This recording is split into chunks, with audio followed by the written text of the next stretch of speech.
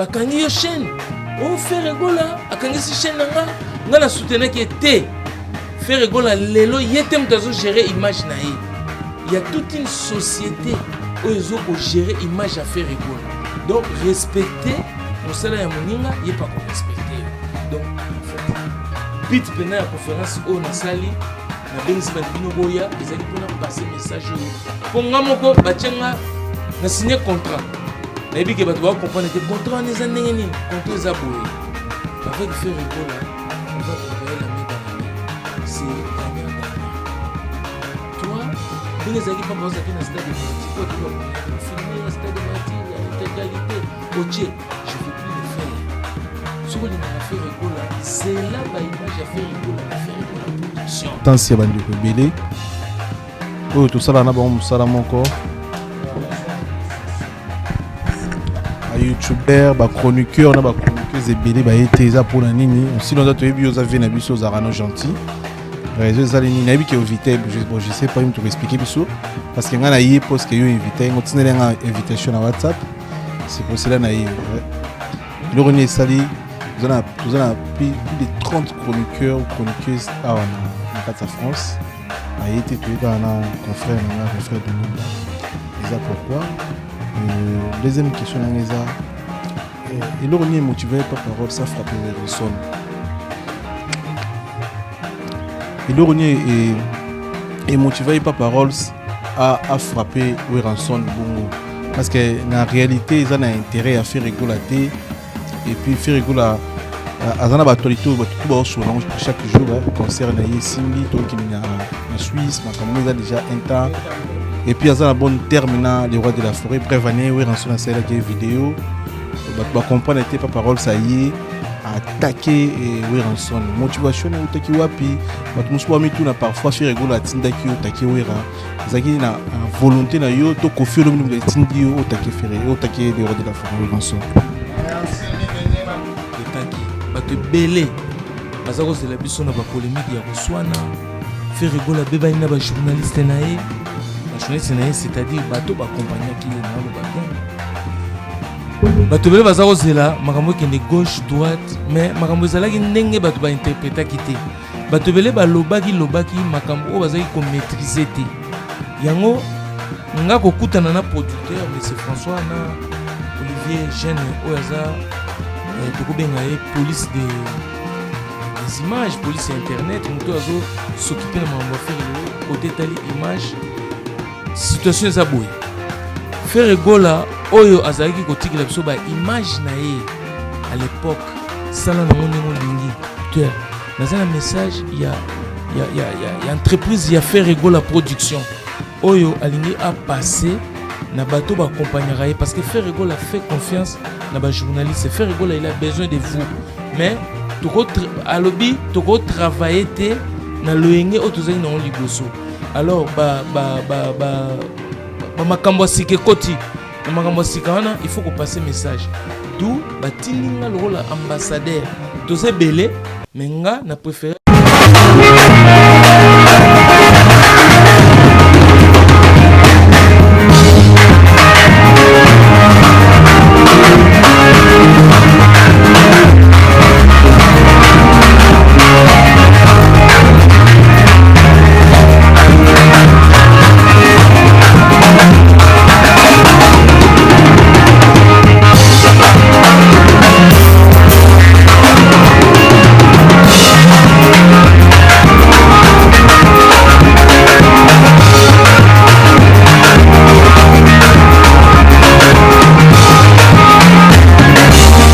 Bonsoir à tous, bonsoir la presse, bonsoir les amoureux de la bonne musique, les amoureux, les Gaulois, bonsoir à tous.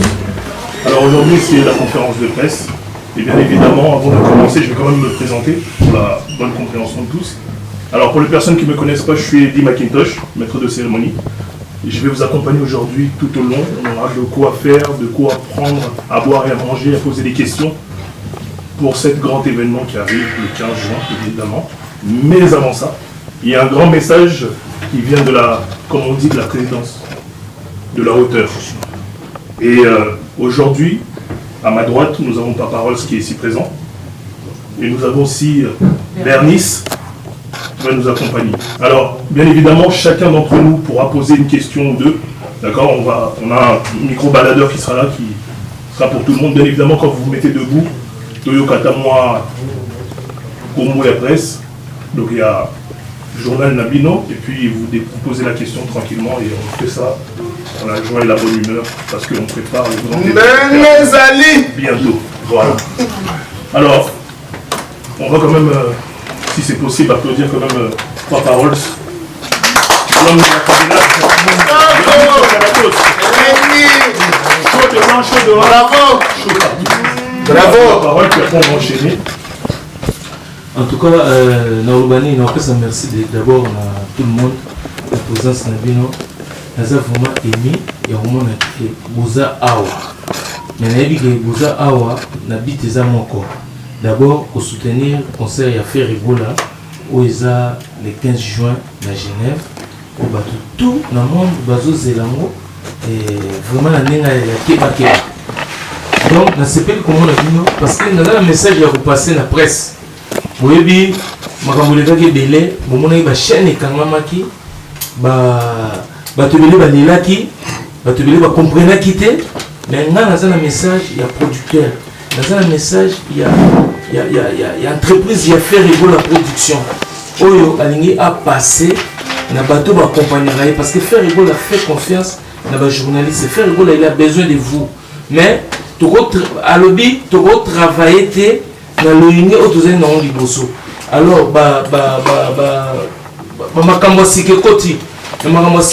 faut repasser le message d'où le rôle ambassadeur belé mais na préféré na conférence de presse pour nous partout place azali na compte ya monde aeba ndenge ni faire gola azo travailler à partir ya Adidas Arena tina mikolo koya en même temps nazana Bernice na droite na ngai il y a Faire Store donc magasin mobile il y a fait rigola au moni mayo alati pour na battu so bazo somba mayo au bazana besoin de livraison il y a un baki ba accompagner ngai to ko pesa message nous avons déjà à Genève nous sommes déjà à Genève pour nous de Genève master s'il te plaît na de Genève na bi ko que Genève mais tout sur le long tout au long na biso donc voilà na c'est la présence na monde de Bozaliawa nalingi o bazala ba question bo poser ba question même aux journalistes étaient aux ana motuna destination Genève yango ma naidi awa na contrat o faire na responsabilité à pesinga pour na ko pesa message il y a comment on va travailler avec l'artiste donc voilà j'ai aussi micro na modérateur. Merci beaucoup. Bernice, est-ce que tu as aussi un petit mot pour tout le monde? Dire bonjour. Bonjour aussi. Bonjour Papa Rolls, bonjour Eddy. Bonjour. Bonjour à tout le monde, bonjour la presse, bonjour les amoureux de la bonne musique, bonjour les Gaulois, bonjour aussi à vous qui êtes chez vous. Moi c'est Bernice, je suis gauloise et je m'occupe effectivement avec Max Ward et Illico Cash de Faire Store Mobile. Donc le magasin Faire Store Mobile. Comme vous avez vu au début avec le double Adidas Arena, on avait ouvert le Faire Store au niveau du 7e arrondissement et il faut savoir que là on va aller au niveau de la Suisse. Mais Faire Store Internet continue. Donc vous avez la possibilité de toujours passer vos commandes. Vous avez la possibilité aussi de récupérer vos t-shirts ici en présence. Donc vous pouvez le faire si vous avez vos commandes via Internet. Et si vous voulez acheter aussi physiquement, n'hésitez pas. Bon, vous avez bien.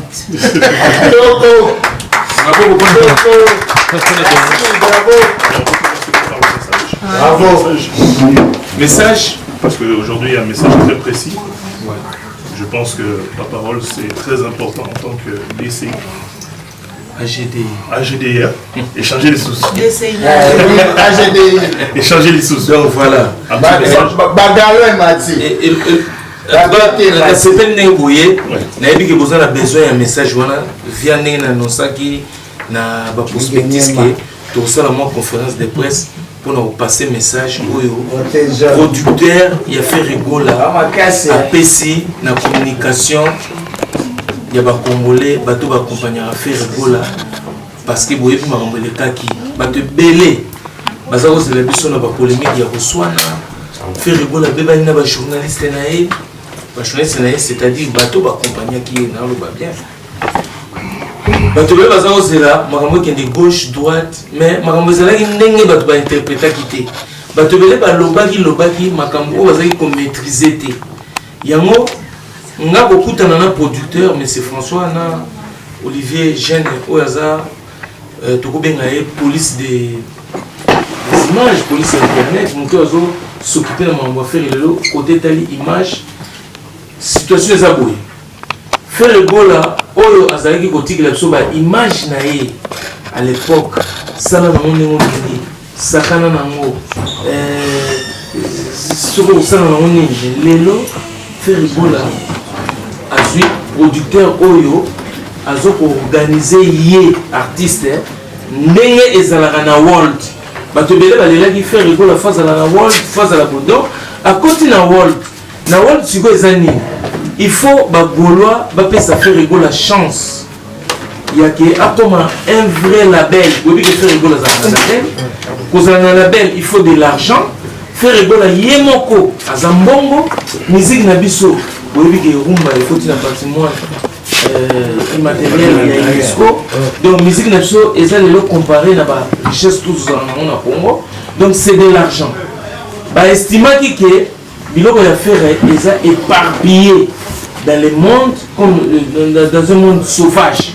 Faire rigola n'est pas un sauvage, c'est un mec qui est organisé pour organiser la musique na si nous bomoni biloko appelé c'est nous na Adidas deux concerts na 2 jours et landana donc double Adidas Arena et je l'accès le mec il est organisé alors pour Adidas wana et se reproduire et belé pour ba salle ya minene se reproduire et belé et je suis na faire rigola fois là na ma coquille oyo kokomisa ye na niveau mondial wana po ko concurrencer moni ki international ezosenga mbongo ki international eza matolo te eza mabanga te eza mbongo oyo ye moko artiste azoproduire donc producteur na ye ya lelo aestimaki ke faire rigola na ba musala na ye aza kosala il peut réunir tout cet argent là sans koleka na bateau salem service pesa non donc badecidaki nini badécide image ya faire rigola lelo pour ozwango ou utiliser yango il faut avoir les autorisations personne n'a pris les droits de prendre les images de faire rigola et diffuser ça na ndenge na ye ce qui fait rigola pesi yo droité kosimba te pour copyright okoloki kombo wana ebimi mikolo yo copyright ekolanda yo parce que faire rigola aza sous contrat na ba agence oyo eza ko gérer sikoyo l'artiste baexplike nga boye batie plus de 160 000 euros juste là pour na traquer toutes les images à faire rigola oyo eza partout alors pour éviter des problèmes na faire rigola na bateau ba soutenir ye parce que boyebi bino moko bien que touti ko uta 15 ans de sa musique master s'il te plaît tout sur le scope faire rigola donc pour éviter ba problème faire rigola na ba ndeko na ye pour éviter ba problème faire rigola na ba journaliste il fallait batinda bato bakoki koya kopesa message nasi boyebi bien que Papa Ross chaîne na ye code favela ezalaki fermé donc ezalaki ba preuve mpona olakisaki ils ont le pouvoir aujourd'hui faire rigola a le pouvoir ya kokanga ba chaîne ya bato ceux qui utilisaient image na ye sans autorisation mais pour éviter ça et comme un polémique il fallait tous les gars la conférence de presse pour passer un message oyo c'est-à-dire faire rigola aujourd'hui azana ba contrat na ba maison ya likolo o bazo gérer maram donc faire rigola ba image na ye à partir ya Adidas Arena ba bien à partir ya Adidas Arena et comme nous allons na ba plateforme oyo bandoleka oyo batu sur le concert ya Adidas Arena tu vas là-bas tu payes et ça façon de soutenir l'artiste sur l'artiste cause la terre pas par code favela ça retient la image au fait non kende au foutu mon na yo au sommet qui fait na yo sommet champagne na yo week-end au sommet là au foutu mon na yo au faire rigola mbongo zokota na faire rigola production pour que faire rigola akoka parce que faire Egola c'est ya mukolo muto azana responsabilité ya ko aider rumba et kende lisu liboso boyebi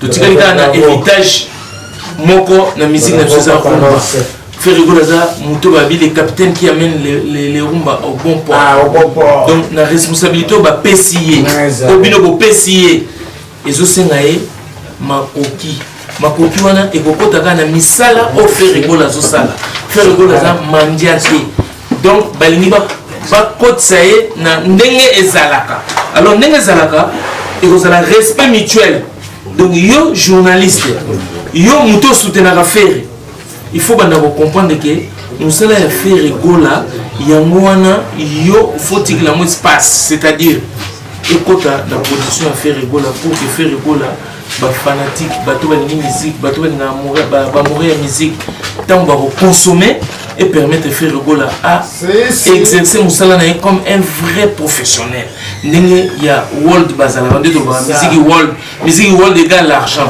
musique world des ateke OK ko beta na Adidas Arena comme world T world des ambongo na bourse ba solo ndeni donc ya wana lingaki na sala conférence de presse oyo pour message bino ne boya ba de na ba journaliste pour passer message et c'est la teke bakangi yo chaîne on fait Egola akangi si chaîne nga na soutenir qui était faire Egola lelo yetem kazo gérer image na ye il y a toute une société où ils ont géré image à faire Egola donc respecter mon salaire à moninga il pas qu'on respecter donc en fait bit pena la conférence au na sali na benzi ban bino boya ezaki pona passer message pour moi moko batianga na signer contrat na dit que bato va comprendre des contrats les années nini contrat ça boye avec faire Egola on va travailler la main dans la main c'est gagnant gagnant toi ndenge zali pas parce que na stade de martyr pour tu vas comprendre au filmer stade de martyr à l'intégralité OK je vais plus le faire so linga faire Egola zela ba image à faire Egola na faire Egola production il y a un message on a passé ce qui n'a la lien na code favelas au côté na lien à code favelas au côté la faire Egola c'est comme ça on va travailler les journalistes vont aider faire Egola à diffuser partout dans le monde à travers vos chaînes c'est ça world de faire Egola son même bobi ba tebele ba ki faire Egola za local mais les autres comment on a que siko yé local ngo akomo mela siko mode opératoire oyo ba international ba travailler na ngo ba international ba travailler ndeni à travers les contrats à travers makambo na zoloba à travers comment l'argent est kokota c'est ça faire Egola il veut faire faire Egola n'est pas un Saint-Nicolas il n'est pas là pour commencer à donner les 200 € là-bas 300 € là-bas 500 € là-bas à okokamote nasir message on a zali na mo pour na pesa ya mona bato ba comprendre des choses na moi question pour muto ko mo na ko kanga maloba nyoso te so ko na question d'éclaircissement je suis là pour vous répondre mais message clé exact pour éviter ba image ya faire Egola pour remarquer bakange je peux pas ko kanga ba chaîne na salaki na Olivier Jeune to ben Olivier Gen à la kisingai na ordinateur na ye il y a toute une liste donc au senti ba Congo ya ba chaîne de chaîne oh ils ont la procédure faut pas kangango mais il veut pas encore aller mbango pour elo bagé faire Egola ni ba de connaître faire il vous aide alingi bino apesi bino merci na compagnon bozo sala na mais tout travailler ce qu'on a world tout travailler dans le monde international il est prêt pour signer le contrat avec notre union surtout pour nous proposer donc en fait message na évité et dis-moi merci beaucoup merci je pense que les choses sont claires est-ce qu'on peut passer aux questions s'il y a une personne qui a une question sous un c'est le moment profitons-en de poser toutes les questions nécessaires je vois au fond est-ce qu'on peut transmettre le micro à Nick et Nima je vous la vérité ça peut arriver aussi jusqu'à chez lui là-bas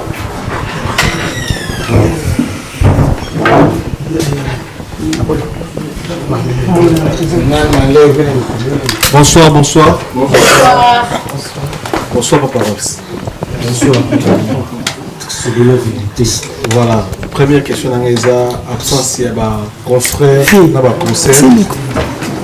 Vous remarquez absence il y a du confrère. Oui, tout ça là-bas, ça là encore. Les réseaux sociaux. Les youtubeurs, les chroniqueurs, les chroniqueuses et bébés, les tésa pour la ligne. Si nous avons vu, nous avons vu des choses gentilles.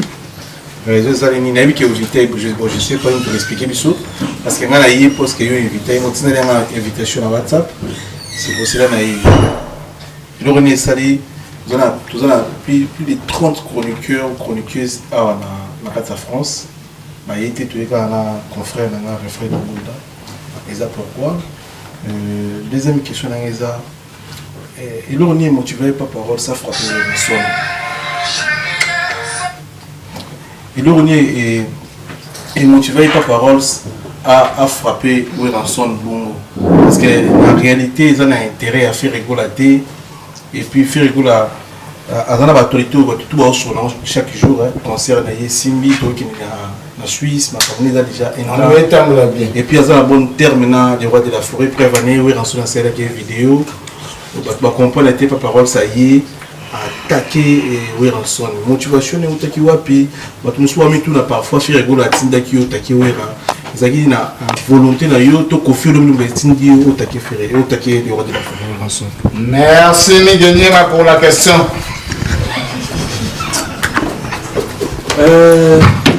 Merci Miguel pour la Montuna. Bon, l'invitation, il y a conférence de presse. La Tindela est déjà bateau. Ça fait plus d'une semaine. La Tindela est déjà bateau. Peut-être que bateau c'est un empêchement. Il y a eu un mot engagement zébélé. Par contre, ça peut être un empêchement. Je on a évité. Mais on a évité la minute message où nous avons un mot pour passer à travers Congo Révolution, à travers Yo, à travers Alfred Ngonda, tout ça à travers Edino Image, ma jeunesse basée belé, TikTok, maman belé, naïbiké, message les plus importants et kokoma. Message à faire les plus importants, c'est que bande konaye, bateau ba soutenaraye alinga bino mingi. Naïbiké, beaucoup douter na mo, on a été faire rigola, après c'est bino na Didas Arena. Beaucoup na babage, na Kenya basalaki bino, mais et donc c'est le plus important, faire rigola ne travaille plus comme avant, comme 10 ans en arrière, comme 15 ans en arrière, avant musique et kangama. Musique et zongi et kobuta ba TikTok. Tant musique et kangama qui Instagram les a quitté. Tant musique et zongi écoute la TikTok, écoute la Twitter. Donc faire rigola à rattraper retard aux dans mon niveau réseaux sociaux et puis à zongeli ba droit na et donc message le plus important et ça y a mais maintenant il y a de connexion ou rançon bon à tout sur la il y a contrat il y a ville tout sur la cité on a bétail ma sur la cité ah maintenant na moni besoin na monter na expliquer moi on a posé la na favelas tant on a kenda kuna na ba ghetto na ba chaude da chaude dehors to solo na ba tukuna mais ah to solo ma ya ba contrat to solo ma world ya faire rigoler niveau quel est son world donc là nous avons ambassadeur AGDI agent d'image ya faire rigoler pourquoi ba tchenga AGDI bon et ça contrat ba tubeli ba ziongo ndomoli na ziongo actu du net na ziongo ngape na ziongo mais moi j'ai préféré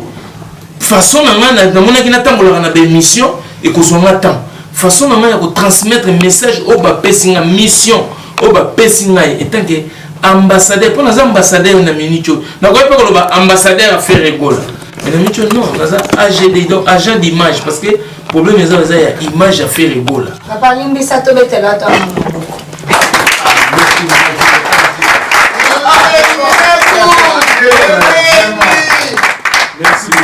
c'est vrai. Donc, et sa mission, le producteur a fait le goal à Congolais. Il était surpris de voir que les images d'un artiste qui fait des soldats en 3 jours, et ça sauvagement partout dans les réseaux, n'importe qui peut publier les images. Pour faire ça, il faut être fort. Donc c'est pour ça, alors non. Na souci wana avec le souci à faire il veut organiser ça mais c'est les gladiateurs, les Gaulois qui vont accompagner Ferregola. Les fans. Challenge il y a Wall. Ensemble, balabala, chemin mignon. Vous avez ce que vous comprenez. Donc, Pino, les bateaux, bango wana mutu bakoaccompagner Ferregola na chemin oyo ya kiworld oyo Ferregola welisaka te boyebemo bien akokana ne mpe koloba te alobi mpe akoloba te lokola Ferregola koloba te. C'est pour ça que j'ai choisi Ces œuvres partent à sa place. passer message. Merci. Ces œuvres partent à sa place. Comment marcher nous l'avons la place. Para. Et pour monsieur Genève. Masamba balabala. Merci beaucoup. On peut poursuivre si vous voulez. Merci. Alors, on va donner aussi. Moi,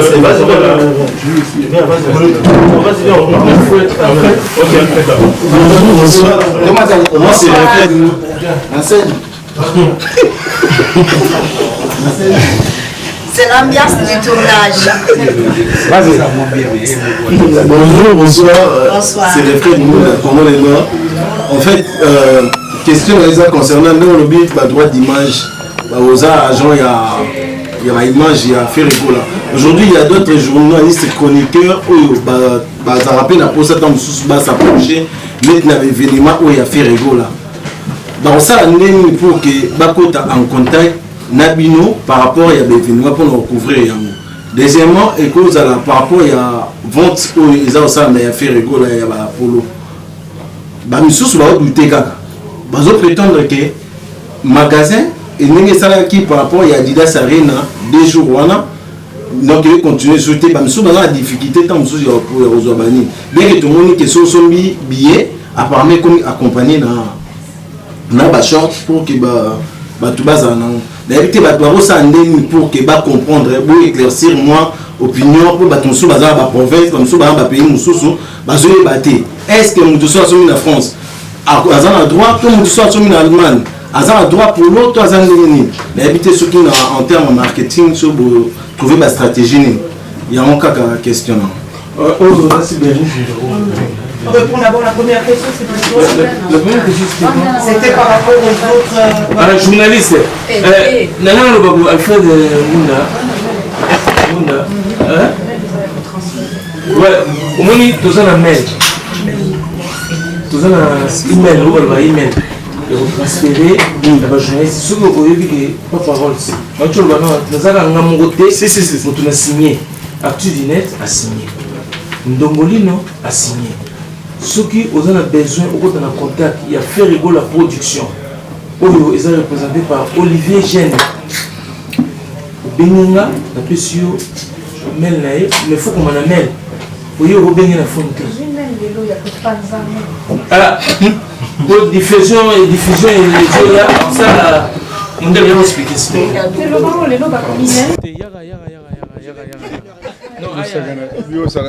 Alors, ce qui se passe, c'est que aujourd'hui, toutes les personnes qui ont signé déjà, donc Papa Rolls, Ndombolino, ActuDinet, ils ont reçu un mail qu'ils doivent diffuser à tout le monde, donc tous les journalistes. Si vous êtes intéressé par ce mail, il y a une conférence visio qui est prévue le mardi prochain. Cette conférence visio va vous expliquer un peu l'esprit avec lequel vous allez travailler avec Ferregola. Ça va donner à tout le monde la possibilité de pouvoir se projeter demain avec la nouvelle méthode de travail qui va être mise en place. Et aussi, il y a 3 exclusivités au niveau des annonces par rapport au projet de Ferregola. Ces 3 exclusivités seront dévoilées, effectivement, vous seront dévoilées à cette réunion visio. Donc vous allez recevoir cet email. Pour les personnes qui n'ont pas encore les emails de contact ici, vous pouvez laisser vos emails pour qu'on puisse vous envoyer, vous transférer le mail directement. Si vous êtes intéressé par le visio, il y a évidemment le lien qui vous permettra de pouvoir accéder à cette réunion virtuelle avec le responsable comment il s'appelle, voilà, de Ferregola Production concernant tout ce qui est numérique. Voilà. Donc, Mundende va transférer le mail à tout le monde. Pour toutes les personnes qui sont ici, vous pouvez laisser vos mails et on va vous transférer ce mail-là. Concernant pour les voilà, Ferregola Store continue. En fait, on a bouclé le Ferregola Store physique ici à Paris. Ça a été bouclé le 21. Le 21, le fait physique, hein, mais au niveau du Ferregola numérique, ça continue. Vous avez toujours la possibilité de faire vos commandes et on a la possibilité ici à Paris, on fait des remises en main propres à peu près tous les samedis. Comme aujourd'hui on est ici, il y a les remises en main propres ici. Et puis le samedi dernier, il y avait aussi des remises en main propres. Pour les gens qui sont en France, vous pouvez le faire. Si aux alentours de Conao, par exemple à Nantes, à Lyon, et qui a son bon de commande, il peut t'envoyer, tu peux récupérer pour lui. Maintenant, par rapport à l'option marketing qu'on a mis en place pour Genève, il faut savoir que cette offre n'est valable que pour les billets fausses à Genève.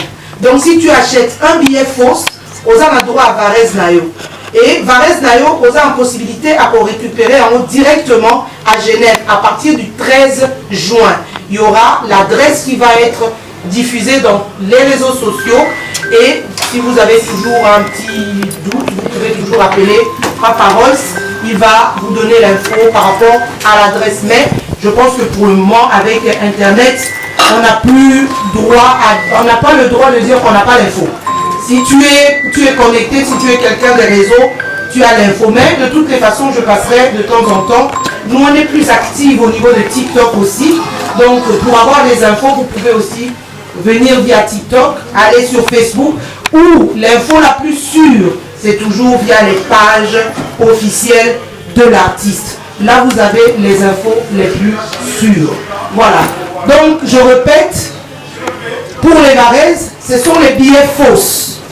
Donc, au son des billets fausses, moko, aux a droit à Varese, moko. Voilà. Au son des billets fausses, moko, aux a droit à Varese, moko.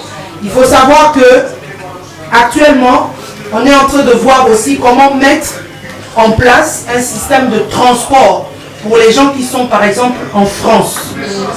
Parce qu'il y a beaucoup de personnes qui rentrent en contact avec nous, qui éprouvent un peu des difficultés pour pouvoir se rendre à Genève. Parce qu'il y a aussi des campagnes de déstabilisation, il faut le dire. Il y a des gens qui passent par tous les canaux pour dire que sur OK Suisse, sur OK Suisse, non. On a des mails, des lives pédagogiques où on essaye d'expliquer aux gens par rapport déjà à l'immigration au niveau de Genève, au niveau de la Suisse, et comment se rendre en Suisse. Il n'y a pas mort d'homme, quoi. Il faut que les gens arrêtent de diffuser des mauvaises informations. Tu peux aller en Suisse. Depuis 2008, la Suisse fait partie de Schengen. Si.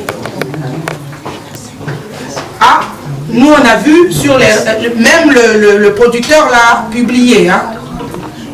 Attendez, vous allez nous expliquer parce que il y a cette publication qui a été mise en place et nous on a vu via Internet que... Normalement, il n'y a pas de souci. Hein. Non, normalement, il n'y a pas de souci. Moi, j'ai beaucoup... Je suis resté en Suisse un peu... Bon, je connais un peu, pas mal de temps. Que ça soit Zurich comme Genève, tout ça. Donc, la traversée en Suisse, il n'y a pas de problème. Donc, Suisse sans problème. Donc, il ne faut pas que les gens emmènent la politique de la peur. Ce n'est pas productif pour nous. Tu n'as pas besoin de visa pour aller en Suisse. Tu as 1 an, 5 ans. En France, tu as visa au Cocota Suisse.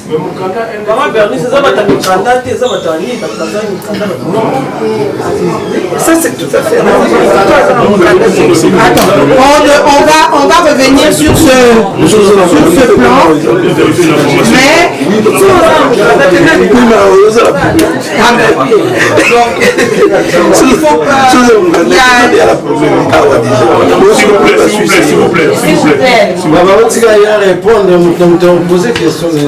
donc voilà, par rapport, on était sur le Ferregola Store. Donc Ferregola Store, il faut savoir que Ferregola Store physique ouvre le 13 juin à Genève. Ferrigola Store, c'est évidemment le magasin mobile qui vend les produits dérivés de l'artiste, donc les t-shirts Adidas. Donc si vous voulez vous procurer ces t-shirts-là, n'hésitez pas. Vous faites votre commande via le site. Et si vous ne voulez pas faire votre commande via le site, peut-être que c'est un peu compliqué, vous avez la possibilité les samedis, on est souvent au niveau de Paris, pour pouvoir faire la distribution physique aussi. Au Kokipe Koya, au Sombi, au t-shirt, directement. Ça va? Alors, non, les adresses sont toujours données. Par exemple, comme aujourd'hui, c'était ici, on a donné l'adresse, on a communiqué l'adresse depuis le début de la semaine. Dès qu'on a eu l'adresse, on a communiqué. Donc, si samedi prochain, il y a aussi un lieu où on doit venir récupérer les t-shirts, ce sera communiqué directement. Bientôt? C'est bientôt ou comment? Si vous voulez récupérer les t-shirts, aujourd'hui on est ici, il y a les t-shirts qui sont là. D'accord. Ici aujourd'hui, il y a les t-shirts qui sont là. Si vous voulez acheter, si vous voulez récupérer, il y a les t-shirts qui sont là. Il y a toutes les tailles, vous pouvez les récupérer. Vous pouvez aussi acheter directement. Ça va? Donc pour la prochaine fois, vous pouvez venir à l'adresse qui va être, c'est 35 €. Ça va? Donc voilà, s'il y a une autre question, peut-être monsieur, et puis après, c'est toujours pour moi ou bien pour la parole? C'est la question. La question, on attend la question. Ouais, merci beaucoup.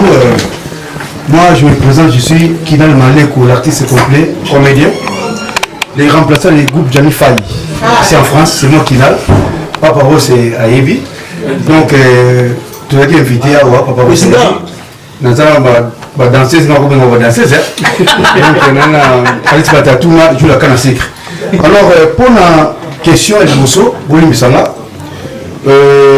pour la surtout, ma musique a fait le goût. Je suis pas comédien. Il y a un moment, tu m'as tout ça, il y a Fluchamo, Fomo, il y a artiste, pour tout le tout.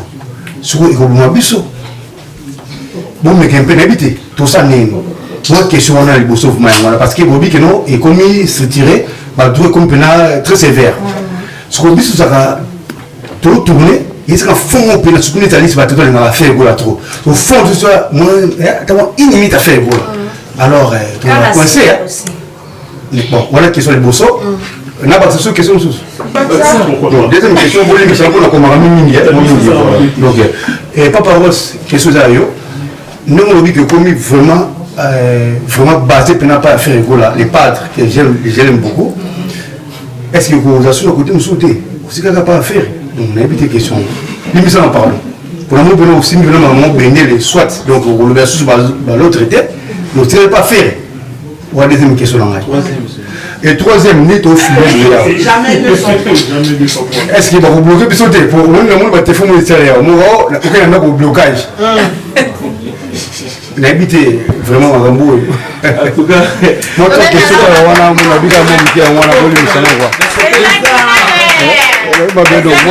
question merci.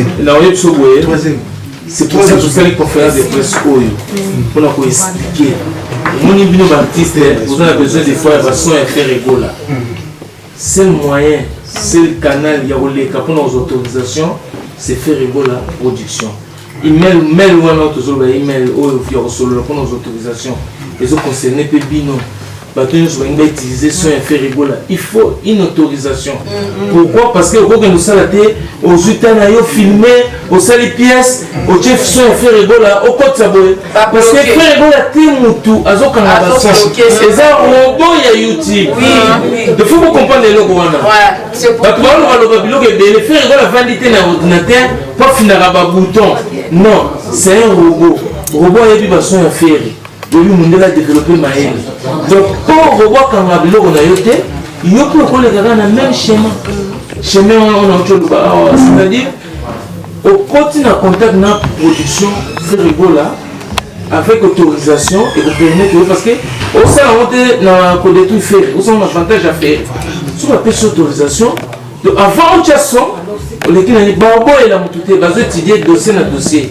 Les artistes, aux seules pièces, et sauf ça la promotion fait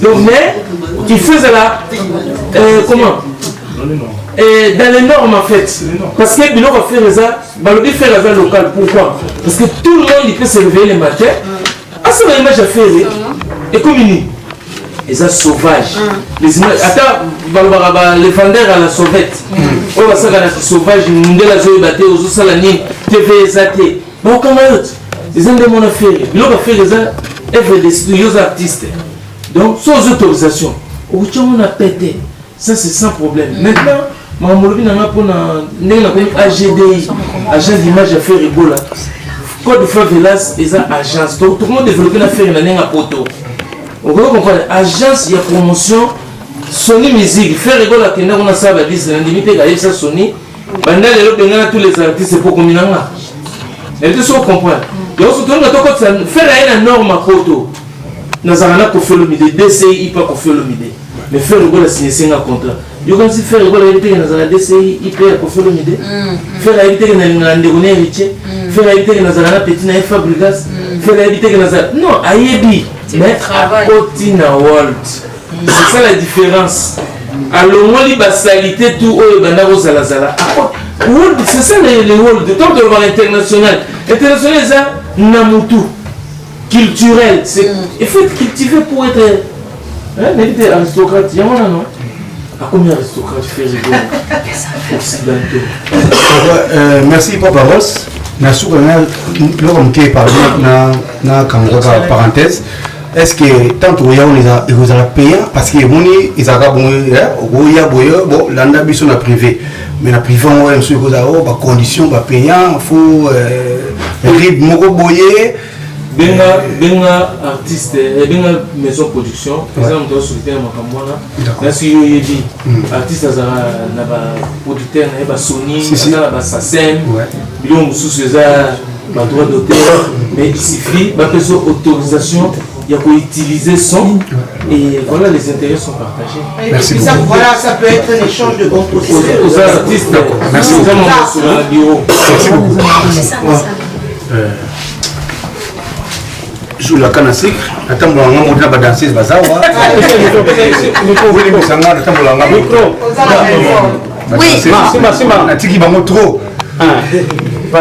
naningaki naloba bana faire egola oyo biso nyonso tozala mpona faire oui nauti musika nauti nayeka mpona faire egola partike mpona Papa Rolls Papa Rolls nazanga ebela oloba te me nangaka akumisaka artiste nanga nalingaki trop message oyo nakasi ekomela faire egola faire egola biso bana Jani Fai tolela au fort tokosoutenir oyo ntina suka mutu moko ta roboya yo aza te boya roboya yo asala mokili na ye biso bana Jani Fai toza wana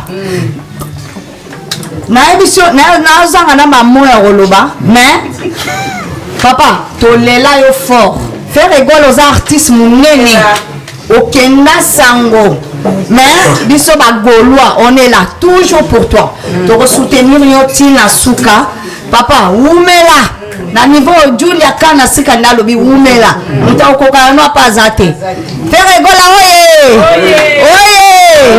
merci voilà yo omela mai même si c'est une question, merci beaucoup. Oui, bonjour l'assistance. C'est Ben Toutou, c'est reporter photographe et puis correspondant du quotidien Congo Nouveau à Kinshasa. Alors, la question, je voulais poser la question de savoir, Genève est une petite ville comparativement à Paris. Genève a 300 000 habitants parce que j'habite, je connais. Alors, quels sont les mécanismes que vous avez fait pour tout cela attirer du monde? Ça, c'est la première question. La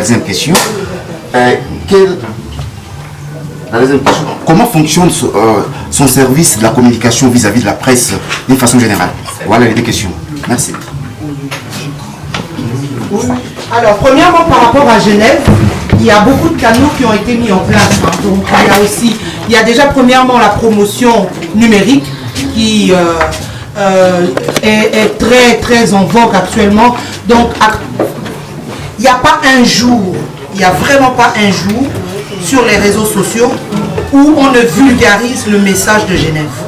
Il n'y a pas un jour où on ne fait pas des lives sur la façon de se rendre à Genève, la façon d'acheter les billets de Genève et comment réserver par exemple son hôtel à Genève, comment dire, qu'est-ce qu'on fait encore les gens de TikTok, aidez-moi. Il y a vraiment, les lives sont vraiment diversifiés. Il y a, tous les jours on martèle. Et au niveau de Genève, même sur place, il y a le producteur lui-même qui a lancé déjà sa campagne de marketing. Il y a actuellement au niveau de Zurich et de la Suisse même, je peux dire, il y a la journée africaine. Il y a la foire africaine. Donc actuellement, il y a des stands uniquement pour Ferregola où il y a la vente des maillots, il y a la vente des billets.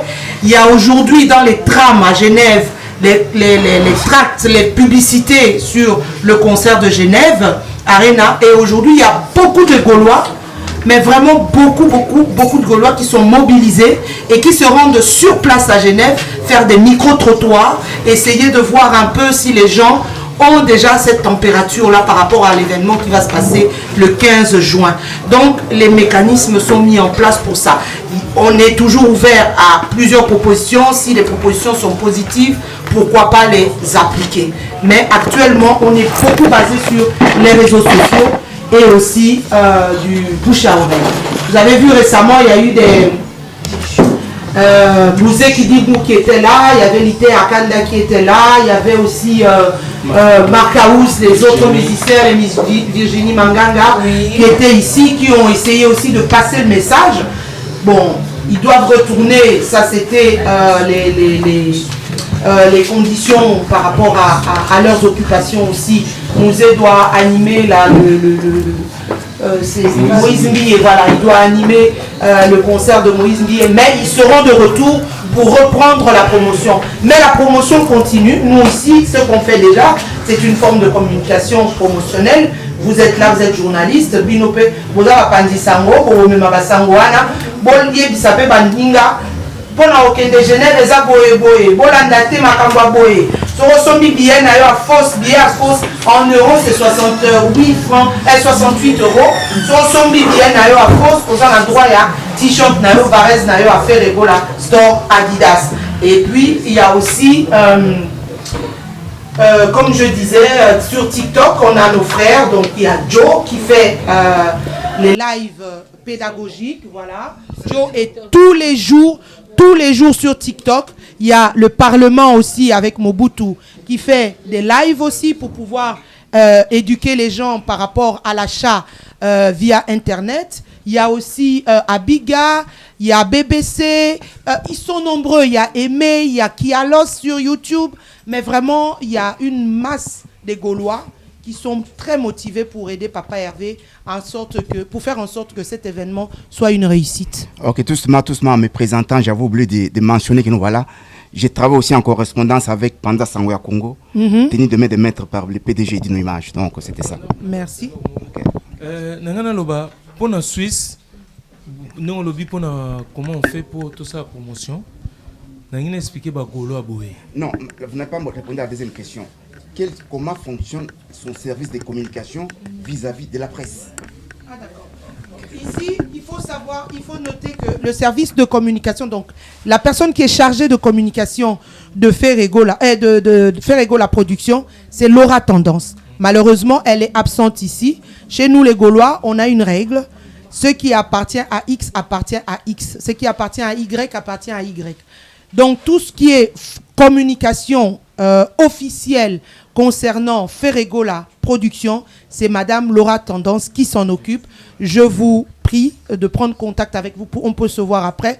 Vous prendrez contact avec elle pour essayer de voir comment vous pouvez échanger par rapport à ça. Mais moi personnellement, je ne suis que gauloise. Je ne suis pas dans le bureau proprement dit de Ferregola. Je suis une fan qui est impliqué, donc nous sommes nombreux ici, nous sommes des fans impliqués et nous nous sommes lancés dans la promotion de notre événement parce que tout ce que Ferré fait, nous les Gaulois, on s'approprie parce que pour nous, c'est pour nous.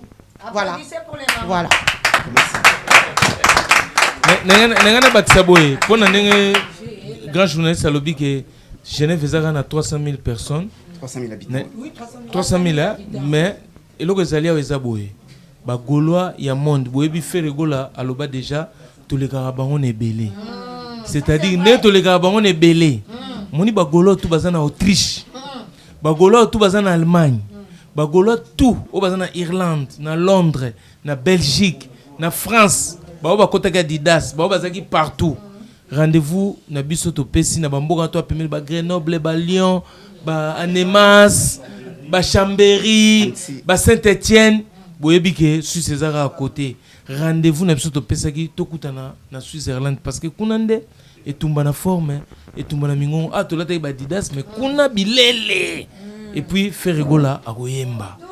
Donc tolakisa bango ke tolikaka bango na ebele. Donc achetez vos billets. Tobetara sold out pour Ferregola tambola na sold out. Donc wana eza défi. Voilà kutu eza sou ya discuter eza défi. Donc voilà communication to zanango par rapport ya ko comme ça ville wana donc evimba ko mabundi.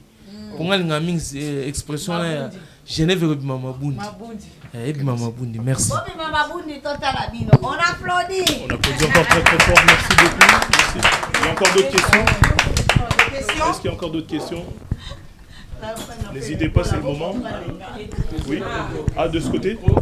On va essayer de faire passer le micro de ce côté.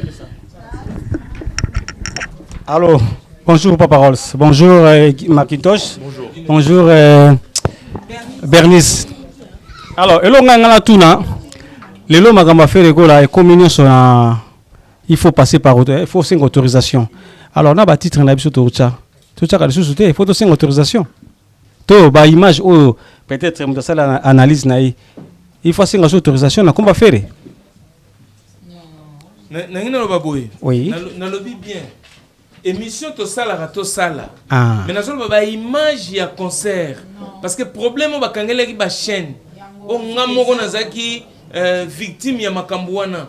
Problème ya ko kangela ba chaîne za image ya production. Ba image oyo yo faire auto beta ndule na ye.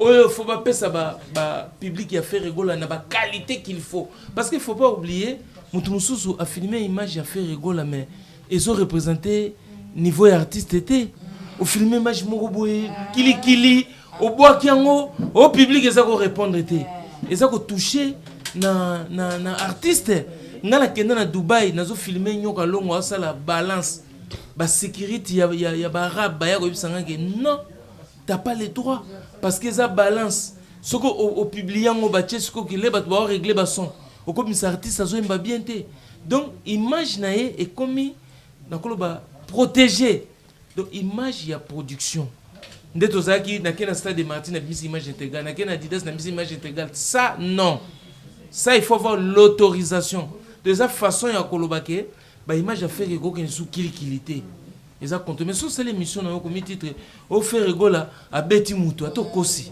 woni za yo mais fallait toyeba parce que bazolo bela makambu ya faire émission salio ya bimisa faire woni za problème te mais image faire za na podium au chango ka ndengwana ye azo produire on est ba image Adidas Arena d'ici là ezobima pour dire expliquer so bi bon bota la siko bobimisi ba image à Ferregola artiste azomisa ba imaginer là na ba interview ya ba tous les invités bino bo solder ba image na ye comment voulez-vous artiste na mino akoma riche parce que ba ninga na Amérique ba Chris Bon est-ce que Chris Bon allait faire rien na oyemba rien parce que comment fallait ka faire Ferregola na l'art est-ce que nombre ya bato na Congo na Afrique est-ce que Amérique l'équipe biso et ça parce que ba Chris Bon ba image na mongo ça respecté et ça na ba norme Ferregola alobite ka komi Chris Bon mais a koti na ba norme sans kolana omoni makambo Ferregola sali lelo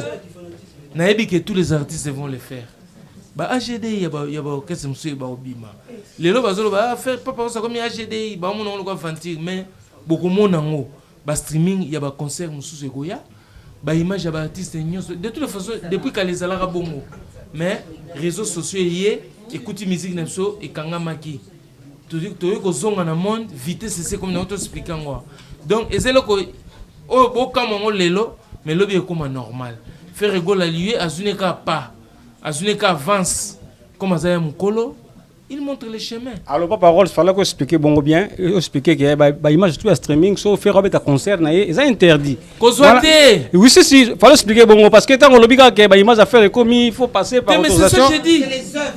Les œuvres. C'est ça que j'ai dit. Les productions, c'est ça. Ndenge zalaka disque na ndimito yo kocha disque dina sine émission.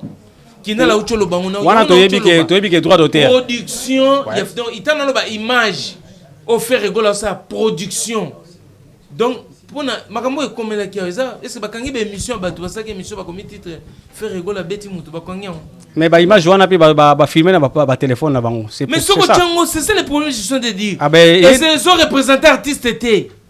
Osa na droité. Oui, bon, oui, on comprend le droit dans nos athées, mais tant que ça il fallait qu'il soit interdit déjà. C'est ça na ucholoba lala nazo loba siko. C'est ça dans débat tout sur le rapport de ça débat nazo ngana expliquer. Yoka, c'est pour ça. Ouais. Atindi Papa Ross comme ambassadeur a copié ça message. C'est ça. Message yango nazo pesa. Oui. Nebi qu'à travers dino image message yo kokende. Faire rigola kokene ko filmer na loyenge te na portable te na filmer na portable na ngeza ya ngateza ya yote image za portable mi filmer kasi mi yemba mi filmer o micha nazolo ba bien faire rigola zo beta musique tu le filmes na ndenge na yo so représenter niveau na yete soko chango ba okanga chaîne na yo. Merci Toyoki. Soyez ma bête parce que to lo bango ba to ba yoka un homme averti en faut quoi. Alors merci Papa Rolls. Et mes éclaircissements là-haut. Merci. On peut applaudir. Par contre, on a aussi une question de l'autre côté. Il y a une première question ici, après on va donner un... Alors, on va t'inviter à te présenter. Présente et puis on évolue dans la question. Bonsoir à tous. Je me présente Fazer Ankolo. Au revoir. Au revoir. Ah, désolé. En fait, ma question est celle-ci. Par rapport à l'image à Ferrego là, il y a un concert de Wolo, tout ça là. Ils ont un concert au Ferrego là, de Bétana, Europe. Oui, on a même un concert, un concert au stade des Martyrs, à 20 mètres, tout ça là. Et aussi, par rapport à un concert de l'objet à téléphone, et t'as à me rappeler. Si vous ceux qui ont zoomé loin de pas, mais il faut faire là, il faut bon ça par rapport à il faut d'abord avoir une structure. Voilà, il y a une question il faut parce que ne voir ça il faut pas le droit d'auteur pour les copyright arrêter ou bien il faut pas ça la commande. Donc je pense que j'ai des questions. Merci à vous. Merci beaucoup. Merci de expliquer. Faire rigoler dans la chaîne YouTube. Où ils ont un combo de faire rigoler production. On a aussi des fans tout va dans faire rigoler qui ne s'abonner massif. Donc chaîne wana bit na mwezani eza pona ko bimisa ba image ya faire rigola na ba norme. Pourquoi? Parce que l'artiste botonga qui est trop nassi na zelo na formé binoté akanga ba photo bien té ba photo les a flou ba image les a tengama maintenant ba ngiba sala ba biloko eza na norme, c'est-à-dire oyo bango ba so contrôler pas les images yo filmé au tché ba so monoté ba mon affaire de, c'est-à-dire pour ozala na droit il y a une image à faire rigoler, il faut avoir autorisation. Il y a faire rigoler. Et ça clair, et ça simple. Dans limite que vous image à Michael Jackson que vous avez attaque au moins la chaîne que vous avez mais Michael Jackson vous avez ce qu'on a quand il chaîne. Est-ce que Michael Jackson non, c'est ça qu'on appelle world. Dans la musique world, et ça va atteindre votre valeur. Naza world té faire rigoler. Na ki local na ye na ki congolais na ye na ki rumba na ye azo kotsa makamu na ye na world mais linga kotsa ngote na brutalité et soit bino mitema ayebi ke bolingaka ye ayebi ke bozala souci osale pour promotion mais azo expliquer o ba benga ngo campagne d'évangélisation asa yesuti ben oui Jésus l'a fait 12 ans si ko Jésus tinde ba porte ba ke sani ba ke panza sango malamu oui pas ba osna mini chose pas soma lokola. Et puis, nous avons 5 ans.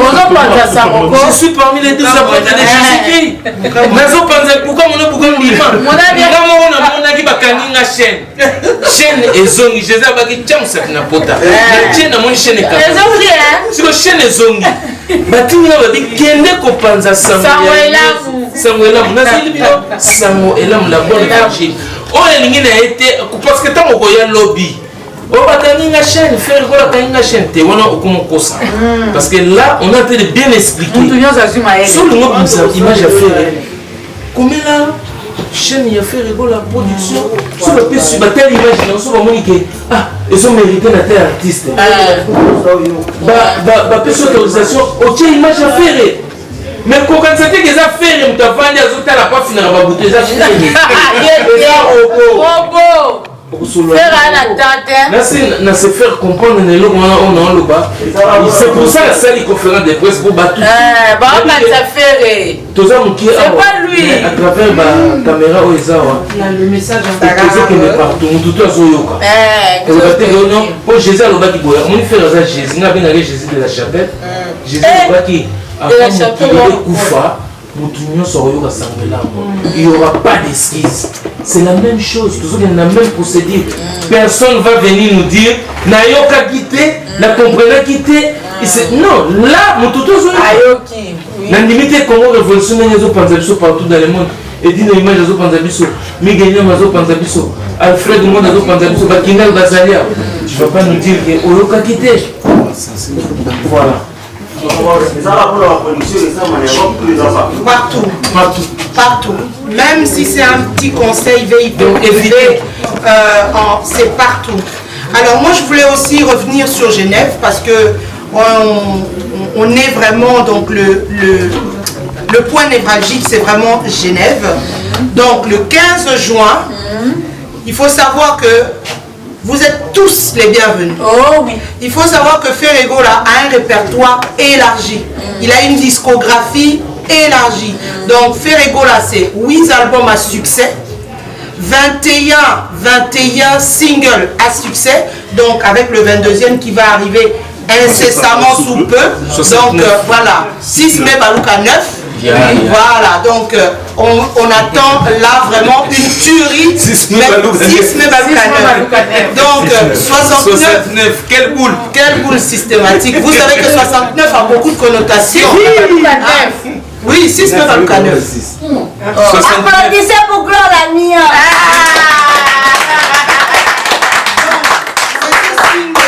Qui va nous emmener jusqu'à Genève Arena. Donc, dès que le single sera de sortie, on compte sur vous tous pour pouvoir faire vos challenges. On nous a présenté des danseuses ici. Oui. Ce serait bien que chacun de nous fasse son challenge. Voilà.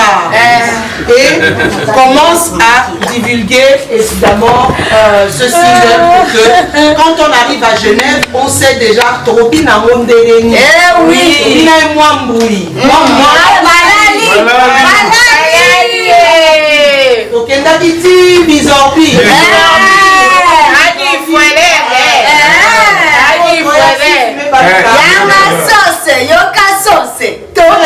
C'est comme un prophète. Voilà. Dans ta vie, il faut que le 6 devienne le 9. Voilà. Si sa vie était un peu penchée, il faut qu'il redevienne 9. Si. Balou Sabi n'a pas comme un 9. Voilà. 6 mais Balou Kadem. Aïe. Donc,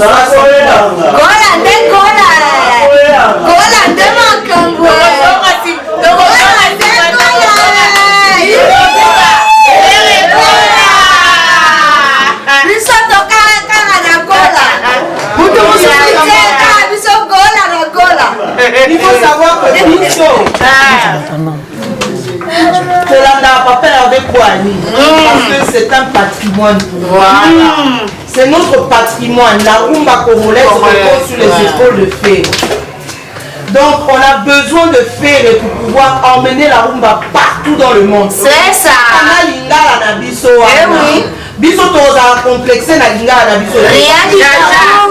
C'est l'une des plus belles langues au monde. Oui. Donc na lingala, parce qu'il faut comprendre une chose. Les gens comme les Césaria et Vora, ils ont vendu leur musique qu'avec leur langue. Ah oui. Azoemba Makolongu a teki musique na monde entier car na munoro na ye wana. C'est ça. Merci. Il y a des gens qui ont vendu leur musique que avec leur langue. Pourquoi que la lingala sonité, on ne peut pas être complexé de notre langue. La rumba va avec notre langue. Papa avait oui, ah oui, mais les français naïe sur la ligne, mais beaucoup de lingala. Donc lui, il a donné vie à une nouvelle façon rumba trap. Mais Ayebi qu'il y a les amoureux de la rumba. C'est nous les amoureux de la rumba. La vraie rumba. Donc ceux qui ont amoureux de la vraie rumba, sont ma bien à Genève. Yamoyoka, Jésus de Nios. Alors au palo là. Pourquoi les acquis la double Adidas ça moi j'ai déjà acheté. Ce n'était que le début. Nanto bandi même pas. Nanto bandi même te. Ce n'est que le début. Ce n'est que le début. Donc voilà. Donc en plus d'essayer à Zana, d'essayer à Poti Makambo. So était moi, était au moins la parole, c'était c'est chaud dans Genève, voilà, à fait à la forme naïe. Voilà, on a sapeur, tende, sapeur, voilà, au Pumba, donc vraiment, frères et sœurs, les amoureux de la bonne musique, on invite toute la communauté africaine, toute la communauté européenne, qui ont la musique africaine. Tu aimes la musique africaine, viens découvrir la pure rumba. Viens découvrir les délices de notre pays, le Congo, à travers Ferregola. Donc ne rate pas l'histoire. On va inscrire l'histoire en Suisse. Vraiment, on va inscrire l'histoire en Suisse. Pour concert, juste une petite minute, le concert de la Suisse, et ça n'est une vitrine, la fête. Parce que personne n'a encore joué là. Et ça vitrine. Donc, Bagaulois, Bagauloises, les mélomanes, les billets, prenez vos billets. C'est le moment de venir. Donc, vraiment, prenez vos billets. Si vous avez des petits soucis de transport, n'hésitez pas à contacter nous.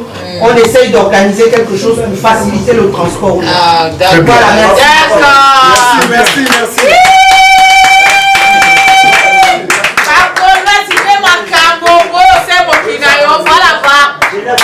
Ah oui. La capitale c'est bien. Merci beaucoup. Alors on va clôturer. Merci vraiment à tous la presse. S'il vous plaît, les Gaulois, s'il vous plaît. S'il vous plaît. Les Gaulois. Alors on va clôturer. Merci à tout le monde. Merci pour votre présence. Encore une fois, merci à la personne qui nous a donné cet espace pour que nous puissions communiquer. Florie Loubaki, je te salue, merci à toi, merci à toute la presse en général, merci aux Gaulois, merci à Dédé Samba, oui, les champagnards, exploités, carré. Consommons nos propres frères. En tout cas, merci à tout le monde. Pas parole sauf mot de la fin. Moi champagne, on a de loger et puis rendez-vous le 15 juin à Genève. Ça va Inda. Ça va chauffer. On remercie d'abord Binomio surtout aux alliés. Merci. Naïbi qui tombe le prince Azawana. Naïbi qui Congo Révolution. Bateau va soutenir la conférence de presse Salama. Florie, Loubaki, les Boba. Nous tapons sur place. Une autre beau pas c'est l'espace solo. Au ça anniversaire, au ça réunion tout au Lingui. Voilà ici. Les adresses na biso eza mona mboka Flori Lubaki de Boga et puis c'est Kinal na ba danseuse na etu salam service na pesi ya Chantal ouais à Paris Bambote na pesi Cherry Kerry na pesi Flick on va danser dans bazanga pour papa eh Alice Batatu Julia Kana Secret il faut que tu te toques là en Genève ne bon là ça va soda dans la France.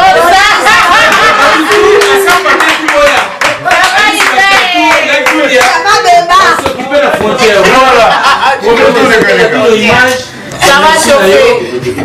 Edo Vegas, Sandra Fouzol, Scofield, Bono Maccabi, TikTok, Sassa, Balobi, l'homme du match, Barabas Kavaboli, ça va chauffer. Barabas Kavaboli, Olivia Ponga. Calibre 12. bamesele nyonso balinga paper balinga bamata na podium balakisa bila basombela bato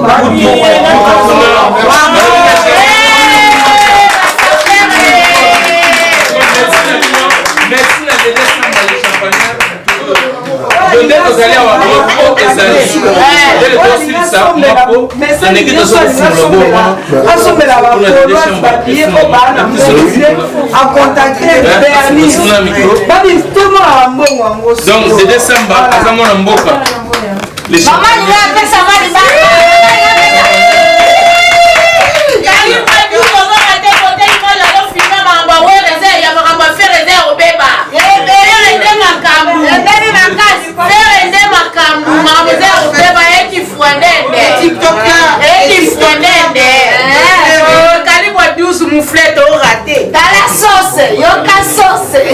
les TikTokers de Ferré, donc tous les TikTokers de Ferré, je vous dis merci. Donc le Parlement des Gaulois, Abidjan, La Parisienne, BBC, Junior Bouton, les Pamboli,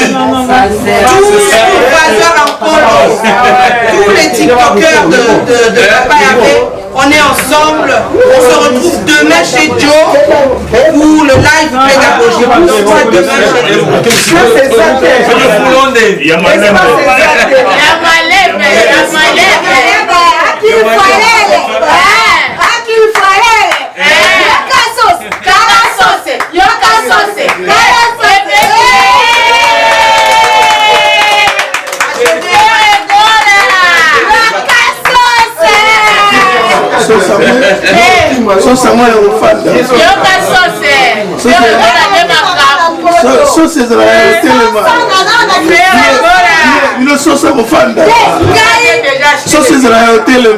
Alors,